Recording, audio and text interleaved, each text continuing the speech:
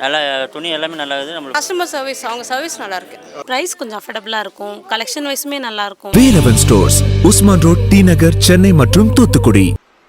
இன்றைக்கு தொலைக்காட்சி நாம பார்த்தாவே கொலை, கொள்ளை, திருட்டு, வழிப்பறிவு, பாலியல் கொடுமை தான் தினந்தோறும் வர செய்தியா இருக்குது. அப்பெல்லாம் பாத்தீங்கன்னா தங்க என்ன விலை, வெள்ளி என்ன விலையெல்லாம் வரும்.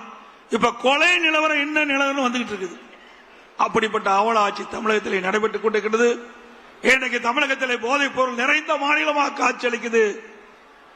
ஆக அதையெல்லாம் தடுக்க திறமையற்ற அரசாங்கமா திமுக அரசு இருக்குது.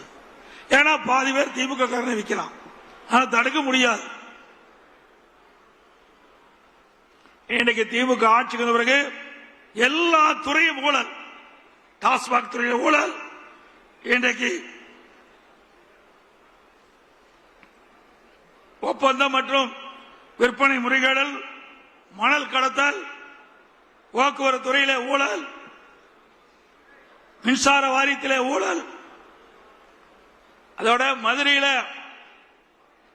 அங்க இருக்கிற மாநகராட்சியில் வருவாய் 200 கோடி ஊழல் செஞ்சிருக்கிறாங்க. ஆட்டுக்கு, மாட்டுக்கு, பன்னிக்கெல்லாம் வரி போட்டாங்க. அந்த பன்னியில போட்ட வரி கூட விட்டு வைக்கல திமுக ஆட்சி. இப்பொழுது நகராட்சி குடிநீர் வழங்குகின்ற அமைச்சர் இன்றைக்கு அமலாக்கத்துறை பல்வேறு ஊழல் பட்டியல காவல்துறைக்கு அனுப்பிச்சிருக்கிறாங்க. எஃப்ஐஆர் போடணும். முதலா ஒருத்தர் போக போறார். முதலா ஒருத்தர் போற, படிப்படியா போவாங்க.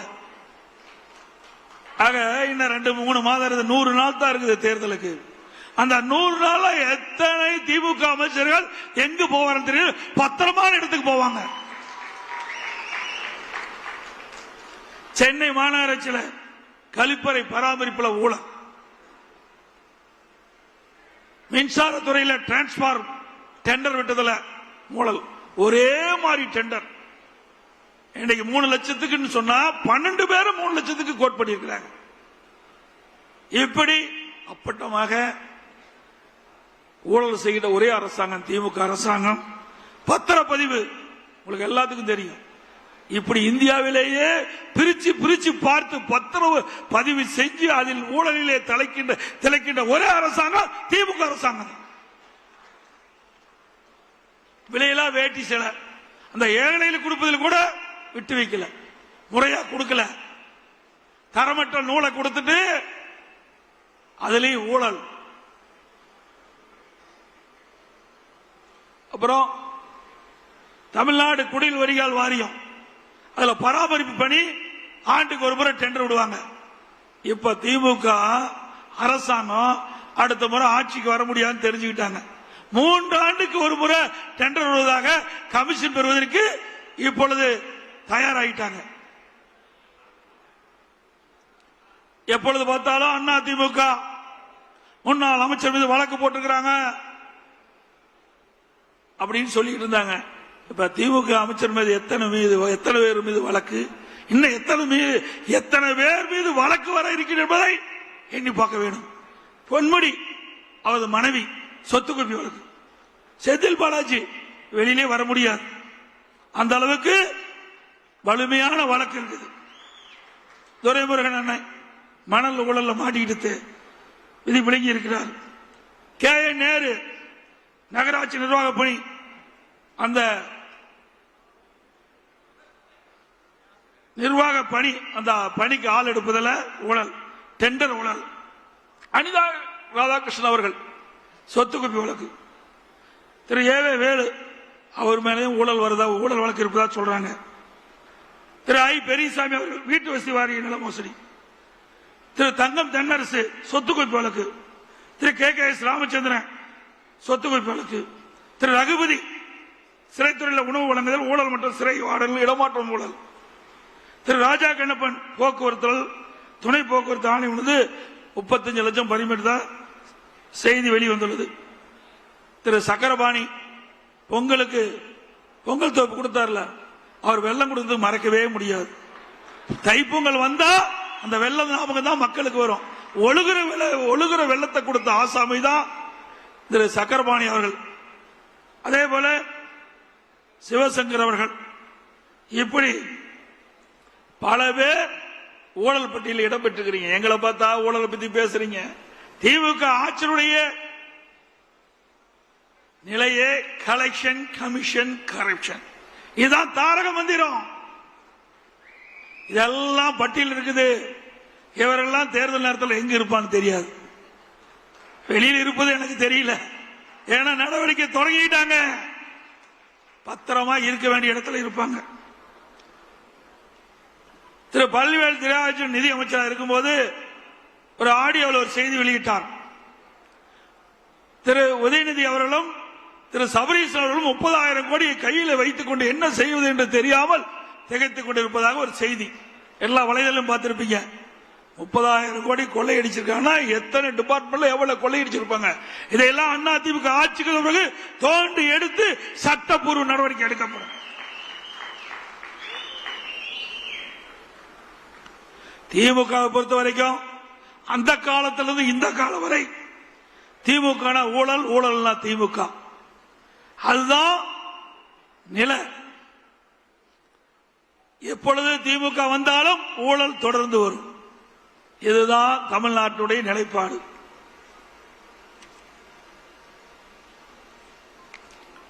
திராவிட முன்னேற்ற கழக ஆட்சியில கள்ளக்குறிச்சி கள்ளச்சாராய மரணம், அது உயர்நீதிமன்றத்தில் வழக்கு போட்டாங்க.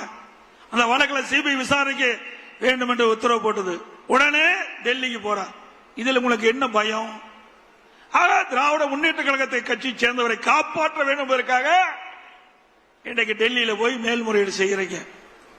பிறகு அண்ணா நகர் சிறுமி உயர்நீதிமன்றத்தில் அவளுக்கு நியாயம் கிடைக்க வேண்டும். அது மாநில அரசுக்கு காவல்துறை விசாரித்தால் நியாயம் கிடைக்காது. அதன் அடிப்படையில் உயர்நீதிமன்றத்தில் வழக்கு. அதனால அந்த சிறுமி அந்த வழக்கை சிபிஐ விசாரிக்க உத்தரவு போடுறாங்க உயர்நீதிமன்றம். அதை எடுத்து உச்சநீதிமன்றம் போறாங்க. அதோட ஆம்ஸ்டாங் கொலை வழக்கு, அவருடைய உறவினர்கள் வழக்கு போடுறாங்க. அதை மாநில அரசு விசாரிக்க கூடாது, சிபிஐ விசாரிக்க வேண்டும். இன்னைக்கு சென்னை உயர்நீதிமன்றம் அதை சிபிஐ விசாரிக்க வேண்டும் என்று உத்தரவு போட்டது. அதை எடுத்து டெல்லிக்கு போறாங்க. எவ்வளவு வெட்கக்கேடானது! ஆக யாரையோ காப்பாற்றுவதற்காக இந்த அரசு துடித்துக் கொண்டிருக்கிறது. இதெல்லாம் அனைத்து இந்திய அண்ணா திராவிட முன்னேற்ற கழக ஆட்சி அமைந்தவுடன் இதையெல்லாம் விசாரித்து உண்மை குற்றவாளிகளை இந்த நாட்டுக்கு அடையாளம் காட்டப்படும்.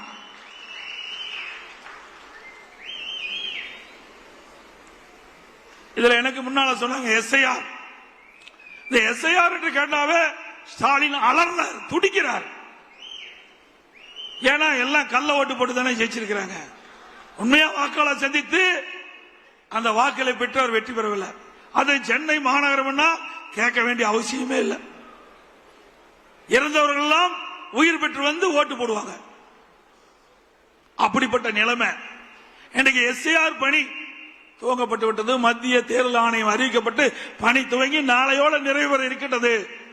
நம்முடைய கழக நிர்வாகிகள், தொண்டர்கள், மாவட்ட செயலாளர், ஒன்றிய செயலாளர், நகர செயலாளர், பேரூர் செயலாளர், பகுதி செயலாளர், வட்டச் செயலாளர், வார்டு செயலாளர் அத்தனை பேர் ஒருமித்த கருத்தோடு நாளை இறுதி நாள். அதனால ஏதாவது விடுபட்டு இருந்தா அதை முறையாக அந்த எஸ்ஐஆர் பணியை மேற்கொள்ள வேண்டும் என்று அன்போடு இந்த நேரத்தில் கேட்டுக்கிறேன். திமுக தலைவர் ஸ்டாலின் எதிர்த்தா இதை எதிர்க்க வேண்டிய அவசியம் என்ன? 200 வாக்களை நீக்கிறாங்க.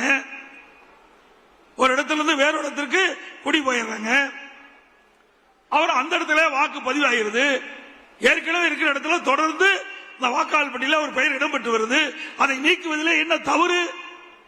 இரட்டை வாக்காளர், அதை நீக்குவதில் என்ன தவறு? ஆனா ஸ்டாலின் அவர்கள் அதை கடுமையாக எதிர்த்தார். இப்பொழுது என்னங்கிறாரு? திமுக காரர் விழிப்போடு இருந்து செயல்பட வேண்டுமா? ஒரு பக்கம் எதிர்க்கிறாங்க, ஒரு பக்கம் செயல காட்டுறாங்க. எஸ்ஐஆர் பணி மேற்கொள்ள வேண்டும். இன்னைக்கு பாத்தீங்கன்னா சென்னை மாநகரத்தில் பத்தி பாத்தீங்கன்னா ஒவ்வொரு தொகுதியிலும் 50,000 70,000 வாக்குகள் இன்றைக்கு அது விடுவிக்க வேண்டிய சூழ்நிலை இருக்குது. அப்படி தமிழ்நாடு முழுவதும் அனைத்து தொகுதியிலும் 10,000 30,000 வாக்குகள் இந்த எஸ்ஐஆர் பணி மேற்கொள்கின்ற பொழுது இறந்தவர் வாக்காளர் பட்டியலிருந்து விடுவிக்கப்படுகிறார். இரட்டை வாக்காளர் நீக்கப்படுகிறது. அதே போல குடிபெயர்ந்தவர்கள், மாற்றிடத்துக்கு போனவர்கள் அதை கண்டறிந்து அவர் விடுவிக்கப்படுகின்றது. இப்படி தமிழ்நாடு முழுவதும் முறைகேடாக வாக்காளர் பட்டியலில் இடம்பெற்றவர்கள் சுமார் பல லட்சம் பேர் விடுவிக்கப்படுகின்ற சூழ்நிலை ஏற்படுது. இதையெல்லாம் விடுவிக்கலினா அடுத்த ஆண்டு நடைபெற்ற சட்டமன்ற தேர்தலில் இப்படி போலி வாக்காளரை வைத்து அவள் வெற்றி பெறுவதற்கு ஒரு வாய்ப்பு ஏற்படும். அதனாலதான் அலறாங்க, துடிக்கிறாங்க ஸ்டாலின்.